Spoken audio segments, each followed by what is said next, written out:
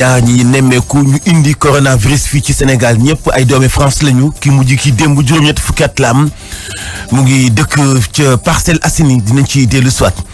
Cheikh Abdou Bara Dolly Mbacké nee na nañ dàq xew-xew diine yi dajale mbooloo ci Sénégal proposition bu mu def la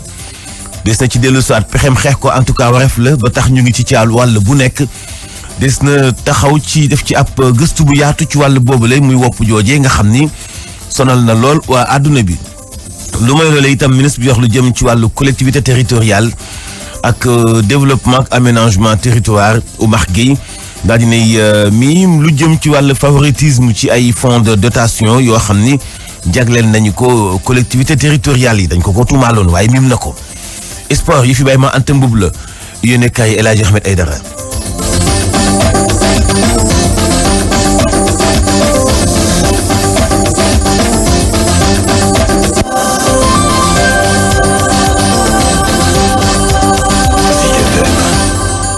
li xale yi di wax P ak 2 muy ñaar ñi nga xam ne ñëpp feeñ nañu am wopp joojee di coronavirus ñëpp ay français lañu ay tubaab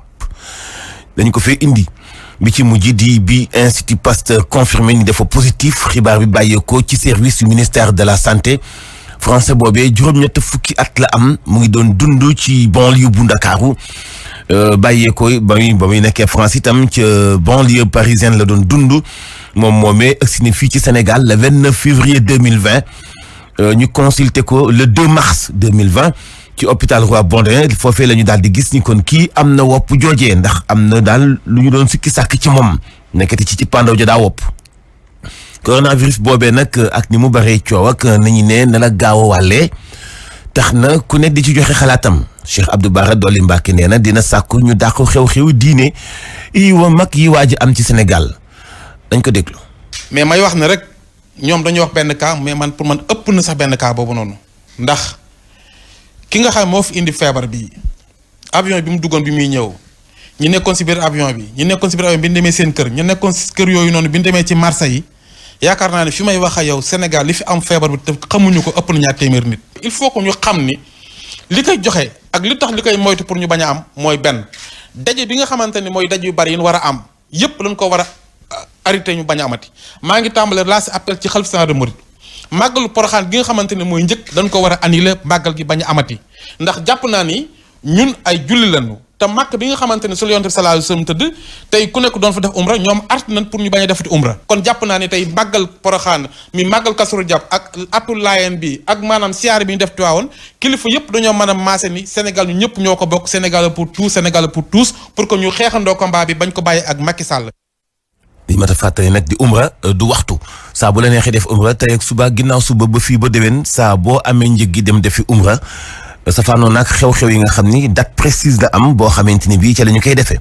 noté leen xew-xew diine yi am ci Sénégal ci weeru mars bi Kazu Rajab ca la bokk màggal Poroxaan ca la bokk ziar général ci Tiwaawoon ca la bokk ziar Léona Niassène ca Kaolack ca la bokk Dakar bu Madina Gounass ca la bokk appel Seydina Limamou Laye ca la bokk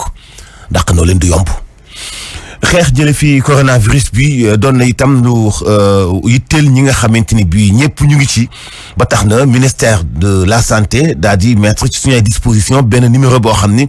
képp ku am njort lu ñaaw nga daal di cay woote ngir teel a informé wu ñu daal di lay demee ko ci na mu gën a gaawee numéro bi mooy 800 00 50 50 800 defaat yeneen ñaari 0 50 50. ngir kat ñu daal di lay topp ci la nga xam ni mooy wàllu boobee li ma ta fàttaliwaat di Afrique nag bi wopp ci commencé ak léegi juróom-ñaari cas la am benn cas ca Nigéria benn ca Maroc benn ca Tunisie benn ca Égypte ni ki itam ñaar ci Sénégal loolee kon def ko léegi mu nekk juróom-ñaari cas lu ma Tunisie Égypte Maroc Algérie Nigéria ku nekk benn cas muy juróomi réew Sénégal ñaari cas muy juróom-ñaari cas kon ba léegi Afrique ñu ngi def ay njàmbaarte li tax ñu def benn daje boo xam ni Abdoulaye Diouf Sarr nee na lañ ci bëgg mooy joxante doole ba nga xam ni ñun Afrique gi yëpp ñooy bokkandoo benn xeex bi lijjanti ba wopp ji du yaatu ci suñu continent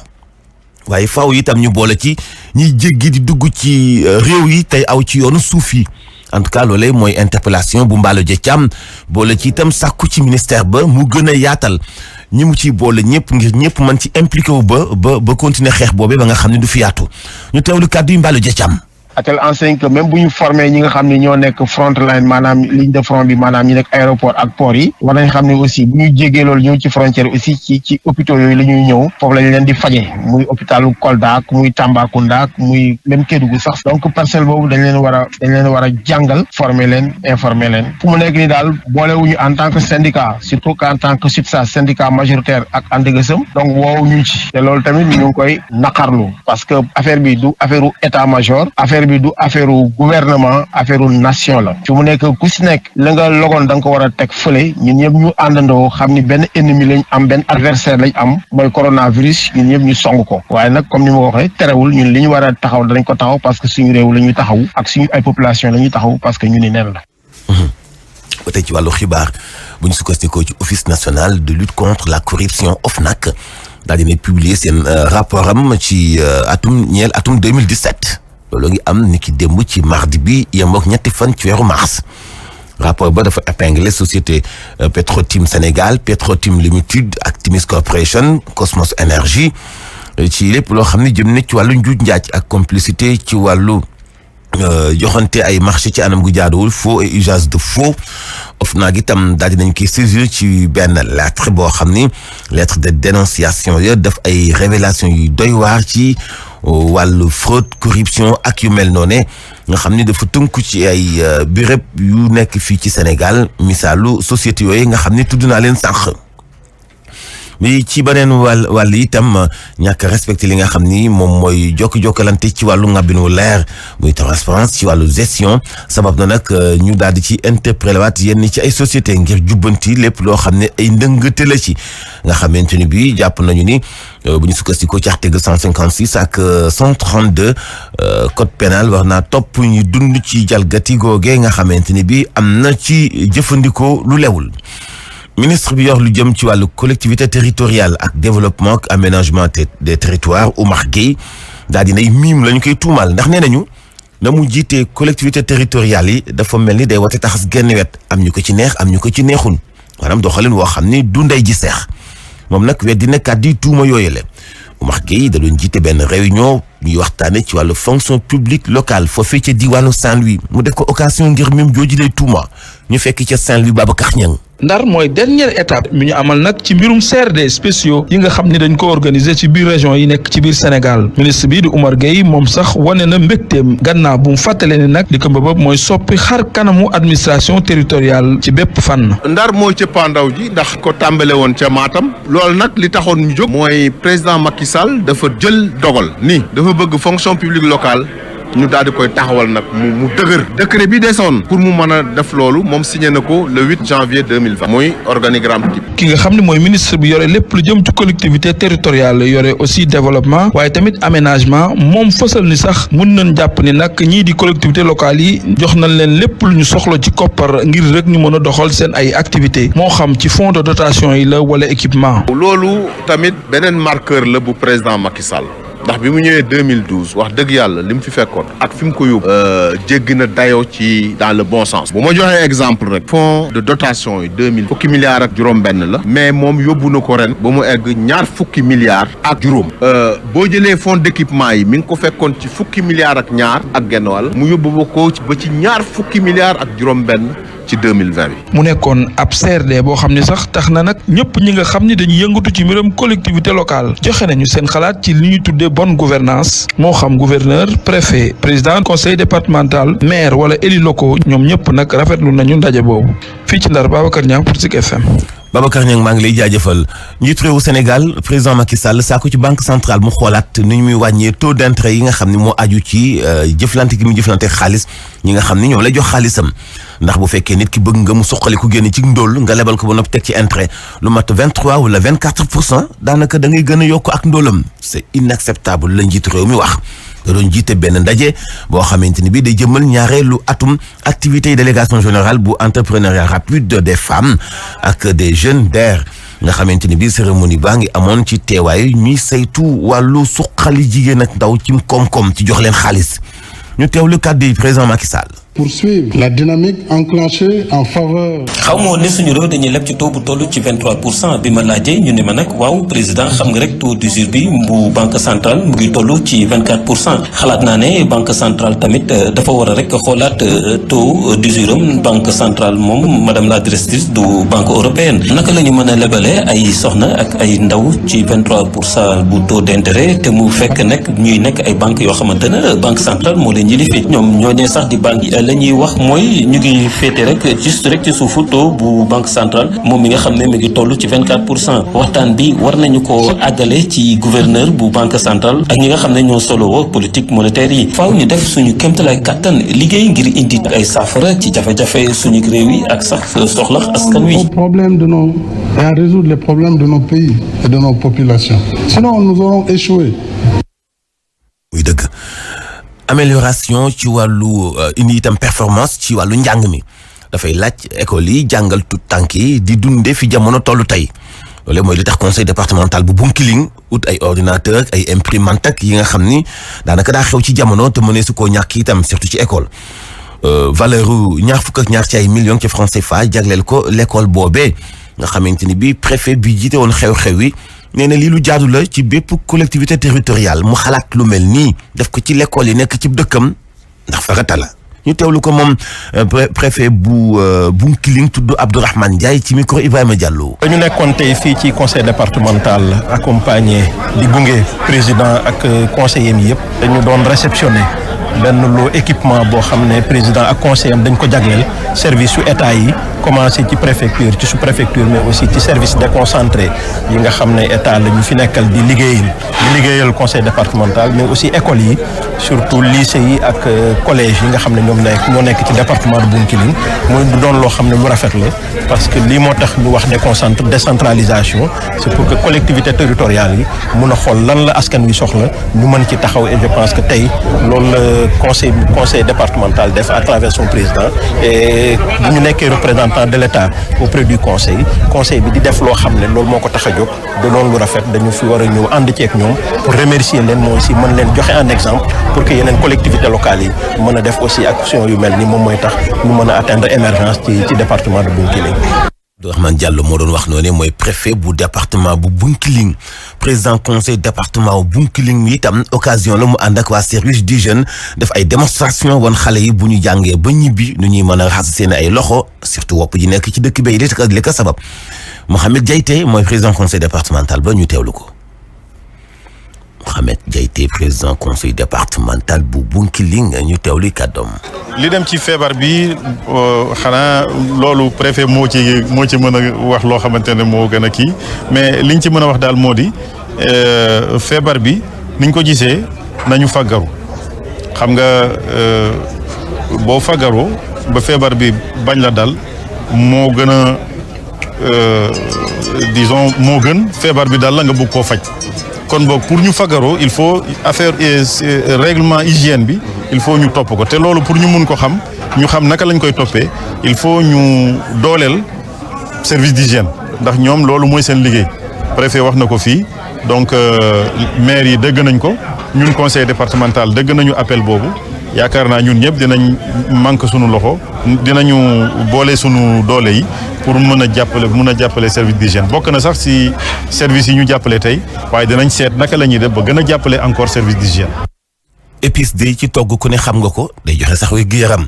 waaye bouillon ci togg ku ne xam nga ni day yàq wér-gu-yaram te nag looloo sikki sàkk sax néegu ci coordinateur national cellule de lutte contre la malnutrition moo ko xamle Abdoulaye Ka ni faaw ñu gën a continuer xeex bi jàppale leen ci ñuy defar ay bouillon wàññi ngir yàlla xorom sañ ciy def ak yi ñu ciy def te baaxul ci wér-gu-yaram fii ak ñu ngi continuer di ko consommer musiba rek lay indi faaw nag itam ñu def stratégie de communication digitale ngir gën a mën a véhiculer xibaar boobee ba nit ñi xam ni jëfandikoo bouillon gaaf la ci seen santé. am ndaje la fekke woon fële ci diwaanu Saly Portudal ñu teewlu ko ci micro Papa Dieye. affaire bouillon yi lenn moom xam nañ ko mooy quantité xorom bu bëri buy doomu aadama di consommer baaxul ci wér-gu-yaram parce que xam nañ ni que OMS organisation mondiale de la santé dafa wax ni que adulte bu nekk 5 grammes de sel nga am maximum par jour léegi nag ñun suñu nu ñuy consommer bouillon ak nu ñuy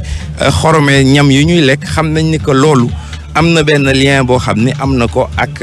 hypertension artérielle parce que gis nañ ni képp ku am problème boobu boo demee ci médecin lu mu lay njëkk a wax mooy régime sans sel. loolu moo tax ñun lu ñu bëgg a insister mooy naka la ñuy d'abord éduquer population yi sensibiliser leen ci danger wu xorom bu bëre mais itam établir benn dialogue ak ñi nga xam ne ñoo nekk ci secteur privé bi di yëngu ci wàllu defar ñam yi nga xam ni dafay am xorom war a suukar war a graisse nga xam ni loolu yëpp duñu war dem ba nga xam ni dinañ ko wàññi. léegi dinañ lancer ci mois d'avril bi incha allah suñu stratégie de communication digitale boo xam ni duñuy mën a wasaare genre comportement yi nga xam ni moo méngoog population boo xam ni dafay ànd ak wér-gu-yaram jëm ci émergence. lekk ci paquet mbaa ci kees mbaa ci butéel moom la ñu koy dencee mënut a taxaw ak wér-gu-yaramu doomu aadama ndax faaw mu am effet chimique te baaxul. collectif bi nga xam ni moo boot ñiy yëngatu ci defar mbuusi ndox yi xam ngeen ni ay entreprise la ñu yor ndax dañ ciy liggéey lu am solo bu weesoo ñuy defar mbuus ya ña koy distribuer ña koy seddal di koy jaay ci mbedd mi te waxtaan la waaye daal dañu fiy jëlee lépp luy perméable fii ci Sénégal te date ba kat nee nañu 20 avril lay daal di commencer kenn dootul jëfandikoo mbuus ndax wut nañu lu koy changer am déet nag en tout cas politique gouvernement balaa moo baax day am lu alternative ndax secteur boobee lu néew fanweeri junni nit ñoo fay liggéey bu ñu xëyee bëgg leen a soppi chômeur nguur googee na mu xalaate baaxul mooy li tax ñu nekk ci secteur ba ni seq nañu ak Alioune Sall ndajem ñetti waxtu tous tukkee wucce ba ñu génnee ñoom ñu seq ndaje taskatu xibaar yi wax leen seen tiitaange mag tax Malick Sall moo wax ci seen tur. dara pare gu ci négociation moom tant que pare woo ba ñu tënk signé mënoo jàpp ne dara am nga ko ci acquis donc amul acquis donc lan nga fi mën a tax dara soppeeku fi loi bi mi ngi fi mu nekkoon ba léegi ministre bi mi ngi ci position ba léegi ñun ñu ngi ci suñu dynamique ba léegi donc dara changé wuti lu dul ne tijjil nañu buntu waxtaan moom mi kilifa ba pare ne dinañu woowaat mais pour ku mën a dégg dara changé wu fi luy changé mooy li nga xamante ni wax nañ ko tënk ko bind ko donc pour le moment loolu yëpp dara amu ci kon kay dara xewu fi lu bees lu dul buntu waxtaan bu tijjeeku tey nañu organiser wu di dem ak discipline dem ak yar ak teggin pour waxtaan léegi nag bu ñu demee le 20 bu fekkente ni gouvernement bi changé wul position lan mooy xew loolu moom defe naa ni ñun mënuñu koo contrôler loolu moom gouvernement bi def loo am na contrôler réaction yi après. jigéen ñi tënku ci AGS muy association des juristes sénégalaises ñu ngi amal ndaje ca Saly Portudal ñeenti fan la ñuy waxtaane mooy élection locale yi ñu dëgmal ñu respecter loi wu parité bi benn góor benn jigéen lu mooy loolu itam ñu gën a xool li ñuy wax leadership ci wàllu politique gu jigéen ñu xam taxawaay bu am solo bi nga xam ni am nañu ko ci wàllu ni politique di doxee ci Sénégal loolee nag ñi nga xam ne ñëpp am nañ ci xam-xam ak xalaat participer nañ ci ndaje bu am solo boobee ñu def ca Saly ñun tam Papa Dieye moo ñu fa teewaloon. ngir dëgëral taxawaayu jigéen ci biir politique fii ci Sénégal député yu jigéen yi ñu ngi waxtaan ci Saly nan la ñuy fexe ba loi bi ñuy wax parité am ci mboolem kuréel yi nga xam ne fa la ñuy fale ñi amal waxtaan woowu nag mooy association des juristes sénégalaises Abou Diallo moo leen jiite. góor ak jigéen yemale ak yelleef jigéen yemale leen ci niveau de responsabilité gis na ne que loolu am na fu muy sooxe léegi nag tey ci atelier bi dinañ xool càmbar sooxe yooyu fan lay sooxe ak naka lañ koy saafara ñu càmbar ko am ñun ak ñoom ba pare jël ko teg ko seen loxo comme ñoom ay parlementaire la bu ñu demee ci assemblée nationale ñu mën a am ay jumtukaay yoo xam ne dinañ ko mën a xeex ba dindi jalgati yooyu nga xam ne ñu ngi ko ciy def. ndem loi bi buñ ko appliqué day tax kuréel yi ñuy fale yépp jigéen ñi mën faa tolloog góor ñi loolu moo waral ñii nga xam ne ñooy député yu jigéen yi di waajal élection locale yi di ñëw ngir ñu mën a amal parité bi ci kuréel yépp. bu ñu jëmee ci conseil municipaux yi ak conseil départementaux yi loi bi ni nga ko waroon a appliquer ci bureau yi appliquer wuñu ko donc tey nag ñu ndaje xool naka la ñuy def pour que bu ñu demee élection locale loi boobu appliquer wuñu ko ci bureau yi jigéen ñu xool ñoom naka la ñuy def ba déposer recours yi à temps pour que loolu nga xam ne jalgati la ñu mun koo corriger ci nu mu gën a rafetee. Pape Dieye Saly Zik FM. Papa Dieye maa ngi lay jaajëfal ñu xuus ci xibaar yi. Voici Trafic News. situation tali bi Abba.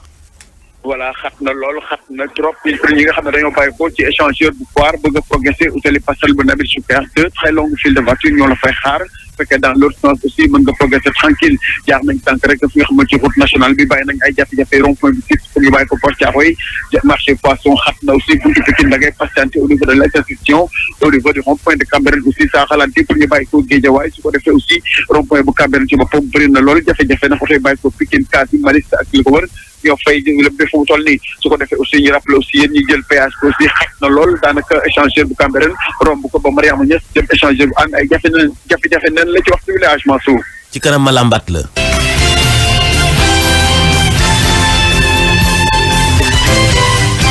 Actu Sport. Sport ñu ànd ceeg Baye ma Anta Mboob salaamaaleykum. aleykum salaam El Hadj Mouhamadou Mansour Diop. buur ba day daa amoon gan nga xeej ji mujj dagg boppam doon jabaram xanaa Sénégal ba ñu invité woon ci coupe arabe mu qualifié final moom yëfi day bu gañee Tunisie de moom doon gan nga yooyu béy. en tout cas de Sénégal moo ngi ci tànk yi ndaxte soo xoolee taxawaayam ci bile tournoi taxawaay gu mucc ayib la ba tax na nag ni ki tey bu 16h30 jotee foofu ca Dammam nekk ca Arabie Saoudite si la nag Sénégal fas yéene nag jouer final gi ci coupe bu arabe comme ni nga ko waxee woon sànq rek ñu invité ko nag mu war cee laale ak Tunisie bi nga xam ne waxtu wi moom moo yore nag raaya boobu les tournois kon ñu am yaakaar ne nag Sénégal war na mën a nag jël bi le tournoi comme ni nga ko waxee rek ci olof bamtuwaat ko. buur bi invité la nga ñëw dagg boppam doon jabaram. ngan ko yi béy tawakkal la dëkk bu neex lañ koy defee Dammam ci Arabie Saoudite. dëkk bu rafet loolu neexee defee sport comme. yaa nga États-Unis tubaarkàlla ñu wax ci footballu jigéen lu ci Sénégal defati. waaw football jigéen nag jàppal ne lu jëm ci tournoi IFOA Dame tey tamit la ñu amal nag lu jëm ci wàllum demi-finale yi Sénégal gannaaw ba mu nekkee pay ci poule A bi mu bokkoon ànd ci ak Sierra Leone bi nga xam ne moo dalal boobu le tournoi Sénégal nag tey la fas yéene nag laale bu 16h jotee ci digganteem ak ñi di waa Libéria jëm ci yooyu les demi-finale ci waxtu woowu sax si la Mali di laale ak ñi di waa Cap-Vert. ñu wax ci basketball AS Douane démb nag moom moo daan ñii di waa Jeanne d'Arc bu Dakar ci ñeenteelu bëccëg bu ligue bu championnat bu national bu basketball waaye nag benn poñ rek moo doxoon seen diggante 67-66 mu nekkoon jongante bu am solo bu ñu sukkandiku ci kiy tàggat ñii di waa Jeanne d'Arc bu Dakar di Mohamed Sène ñu teewlu ko ak kii di Soxna Fall. oui parce que joué nañ ak équipe bu mag bu mel ni Douane boo xamante ne am na expérience mais ñun tam ñu ngi fii suñu objectif mooy jouer bañ a bàyyi bañ a ragal et dem playoff incha allah. loolu di firndeel ni rek amul équipe bu ndaw da ngeen ko doon wane tey. non amul benn équipe bu ndaw ku ko wax rek da ngeen nax sa bopp on est là on travaille te xam naa ñoom dinañ gën a liggéey prochain match ñu ngi woo ñëpp nañ ñëw seetaan match boobu incha allah. yeneen nag résultat ci ñeenteelu bëccëg boobu la jàppale nag ISEG Sport dafa lajj ci kanamu Louga Basket Club 63-48 bopp daan ci kanamu ville bu Ndakaaru 76-50 tey nag la ñuy wëyal ñeenteelu bëccëg bi saltige fas yéene ci dalal ñi di waa Dakar Université Club fële ca ndax géej moom Saint-Louis Basket Club moo fay laale ak ñi di waa Université Gaston Berger sa Thiès ASTS ak ñi di waa US Rail lay doon. nañ wax léegi ci rugby waaw ci rugby nag Abdou Aziz Thiam moom nag moo war a signé ab contrat 1 an ak club bi di rugby bu Balagne nekk foofu ci France atam nag toll ci ñaar fukki at ak ñett international sénégalais bi la di fàttali nag moom moo ngi foofu ci sans fou le score moom nag la ñu désigné woon meilleur joueur ci championnat Sénégal bi ñu génn ci noonu sax ñu teewlu ci kii di Jacques Bassène nekk directeur technique national ci fédération sénégalaise bu rugby. joueur bu nekk si ñun tudd Aziz Thiam di pilier am 130 kilos xam nga ñu ngi ko formé fii ci club bu tudd Requin mu ngi waaj a dem mercredi bi incha allah jouer foofu ca France te xam nañ ne bu demee du réer parce que janvier dernier am na benn jour bu ñu yóbbuwoon foofu Madiagne Fall donc mu ngi dem fekki ko parce que ñooñu kontaan nañ waaye ñu fàttali ne du càggi ne rugby rek moo ko fa yóbbu parce que sport kenn xamul mën nga tey commencé suba nga gaañu am blessure dootoo mën a jouer donc projet bi ñu am ak waa fii maanaam xale bi day dem am liggéey boo xam te ne bii dina ko permettre mu am ci faj ay soxlam ci rugby waale ci wet gi donc dina dem incha allah mercredi te ñu ngi koy ñaanal bu demee mu réussir ba vraiment mu représenté bu baax rugby sénégalais. Haj Mansour bi les éléments Jacques Bassène nekk directeur technique national bu foofu ci fédération sénégalaise bu rugby mooy ndax képp nag lu jëm ci wàllum tàggat yaram. maa ngi lay jaajëfal Baye ma Anta Mboup ñu xool ci xibaar yi. Vision Plus Voyage leader au Sénégal si assistance visa ak jàngum bitim réew